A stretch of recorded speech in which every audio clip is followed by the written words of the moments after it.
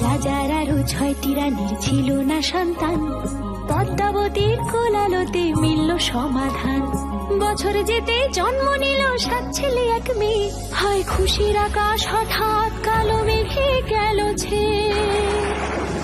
হিংসেতে যায় জ্বলে পুড়ে বাকি 6টি রানী, যুক্তি করে ঘটায় ওরা 7 কুমারের হানি।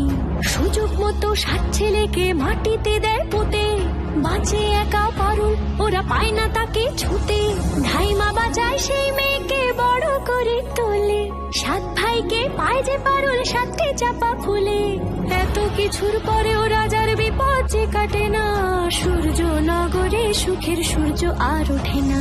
হিংসা বিবাদ বিচ্ছেদ আর প্রেমের কাহিনীতে পারুল বোন কি পারবে 7 ভাই চম্পাকে জাগাতে?